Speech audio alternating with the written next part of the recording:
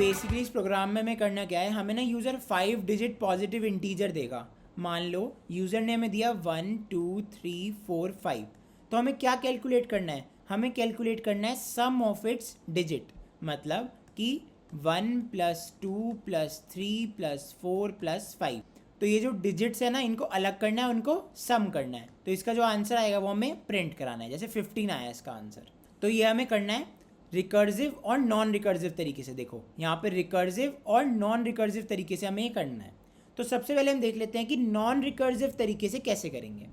तो देखो मान लो यहाँ पे डिजिट जो है वो है 1 2 3 4 5। तो अगर हमें ना ये लास्ट वाली डिजिट अलग करनी है तो क्या करेंगे, इसका हम रिमाइंडर निकाल लेंगे 10 के साथ। देखो जब हम डिवाइड करते हैं 1 2 3 4 5 को 10 से, तो क्या आता है, अगर हम डिवाइड कर दें जैसे ये आएगा 1 2 3 4, तो ये कट जाएगा 1 2 3 4 इंटू 10, 1 2 3 4 0, तो क्या आ जाएगा 5 आ जाएगा। तो ये क्या है, हमारा रिमाइंडर है। तो रिमाइंडर कैसे निकालते हैं, 1 2 3 4 5 को हम मॉड्यूलस कर देते हैं किसके साथ, 10 के साथ। तो क्या आ जाएगा यहाँ पे 5 आ जाएगा। तो हमारी लास्ट वाली डिजिट हमारी अलग हो जाएगी। तो हम शुरू में ना एक सम वेरिएबल ले लेंगे। जैसे सम में हमने ना 0 डाल दिया, इसमें हम कैलकुलेट करके डालते रहेंगे, ठीक है। तो यहाँ पे क्या करेंगे, हमारे पास लास्ट वाली डिजिट अलग हो गई तो हम इसको सम में डाल देंगे अब। तो यहाँ पे देखो, यहाँ पे हमने क्या किया, हमने एक इंटीजर लिया नम, जिसमें हमने क्या किया, जो नंबर था उनको मॉड्यूलस कर दिया, नंबर को मॉड्यूलस कर दिया किससे, 10 से, ठीक है। अब नेक्स्ट स्टेप में क्या करेंगे, हम सम कैलकुलेट करेंगे। तो सम में sum is equals to sum plus num, ये जो नम आया ये वाला नम, ठीक है। तो सम में अभी क्या है, इनिशियली यहाँ पे हमारा है 0, तो हमारा आ गया यहाँ पे 0 प्लस नम में क्या आया 5 आया, तो यहाँ आ गया 5। तो सम में क्या आ गया अब, तो यहाँ पे सम में क्या आ गया, सम में आ गया हमारा 5, ठीक है। तो यहाँ पे अपडेट कर देते हैं कि हमारा सम में आ गया 5। चलो नेक्स्ट स्टेप करते हैं। अब जो हमारी ये डिजिट थी ये 5 वाली, ये यूज़ हो गई, अब हमें इसका कोई काम नहीं है, अब हमें इन 4 पे फोकस करना है। तो हम क्या करेंगे, यहाँ पे number is equals to number divided by 10। इससे होगा क्या, देखो इसमें क्या होगा, नंबर क्या है हमारा 1 2 3 4 5, और जो नंबर हमने लिया वो क्या लिया, पॉजिटिव इंटीजर लिया है। तो अगर हम इसको डिवाइड कर दें 10 से तो आएगा 1 2 3 4.5, बट ये जो नंबर है वो है पॉजिटिव इंटीजर, तो यहाँ पे क्या होगा, बस इंटीजर वाली वैल्यू तक जाएगा, तो ये हमारा 0.5 हट जाएगा। तो हमारा यहाँ पे नंबर में आ जाएगा नंबर इज इक्वल्स टू 1 2 3 4। अब हमारे पास नंबर में क्या बचा, ये बचा है। तो ये क्या था, पूरा एक स्टेप 1 था, ये था स्टेप 1। अब स्टेप 2 पे चलते हैं। चलो स्टेप 2 पे क्या होगा, स्टेप 2, अब हमारे पास नंबर में क्या है, नंबर में हमारा बचा है 1 2 3 4। वही सेम स्टेप्स करेंगे आगे दोबारा। यहाँ पे क्या किया था हमने, num is equals to number modulus 10, ठीक है। तो num is equals to number modulus 10, यहाँ पे क्या आ जाएगा 1 2 3 4 मॉड्यूलस 10, तो आ जाएगा 4। अब हमारा नम में क्या आ गया, 4 आ गया। अब हमें क्या करना था, इसको सम में प्लस करना था। तो हमने यहाँ पे क्या लिया था, sum is equals to sum plus number. अभी सम में क्या है, सम में हमने यहाँ पे देखो क्या कर दिया था, 5 हो चुका था, तो यहाँ पे आ जाएगा 5 प्लस नंबर में क्या आया, नम में 4, तो ये हो गया 9। सम में अब आ गया हमारा 9, अपडेट कर देते हैं, सम में अब हमारा आ गया है 9। नेक्स्ट स्टेप पे चलते हैं, स्टेप 3। नम में क्या है, और हाँ यहाँ पे एक चीज़ और कर लेते हैं, यहाँ पे होगा number is equals to number divided by 10। तो क्या होगा 1 2 3 4 डिवाइडेड बाय 10, ये आ जाएगा यहाँ पे 1 2 3 4, यहाँ पे आ जाएगा पॉइंट। अब हम यहाँ ले रहे थे इंटीजर वैल्यू, तो यहाँ तक आएगी, ये हट जाएगा, तो आ जाएगा नंबर में 1 2 3। चलो यहाँ पे आते हैं, अब नंबर में क्या बचा हमारे पास, number is equals to 1 2 3। Again वही स्टेप, नम कैलकुलेट करेंगे, num is equals to number modulus 10, तो क्या आ जाएगा 1 2 3 मॉड्यूलस 10, तो ये आ गया 3। ठीक है, अब क्या करेंगे, सम में प्लस कर देंगे, तो sum is equals to sum plus number num, तो 3 प्लस, सॉरी सम में क्या था वो देख लेते हैं, सम में क्या आ गया था हमारा, सम में आ गया था 9, तो यहाँ आ जाएगा 9 + 3, ये आ जाएगा 12, तो सम में क्या आ गया, 12 आ गया।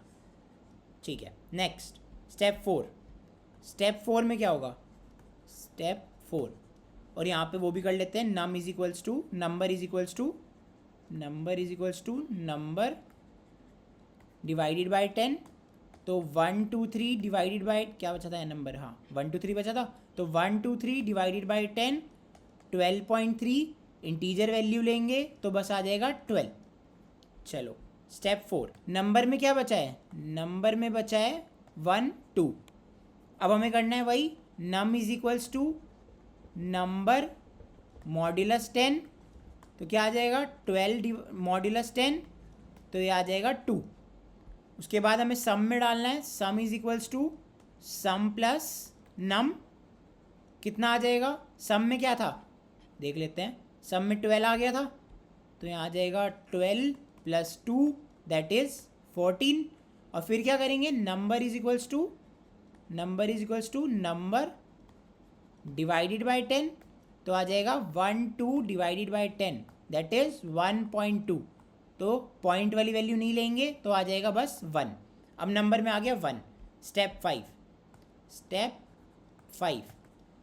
5 में क्या होगा, नंबर क्या है हमारा, नंबर है 1, तो यहाँ क्या होगा, num is equals to number modulus 10, तो क्या हो जाएगा 1 मॉड्यूलस 10 क्या होता है, अगर हम 1 को डिवाइड करें 10 से तो क्या आएगा, रिमाइंडर तो 1 ही आएगा क्योंकि ये डिवाइड नहीं हो सकता, तो नम में आ जाएगा 1। उसके बाद हमें सम में डालना था, sum is equals to sum plus num, तो सम प्लस नम कितना हो जाएगा, सम में क्या आया था हमारा, सम में आ गया था हमारा 14। ठीक है, तो यहाँ आते हैं 14 प्लस नम में क्या है 1, तो आ गया 15। फिर क्या करेंगे, नंबर इज इक्वल्स टू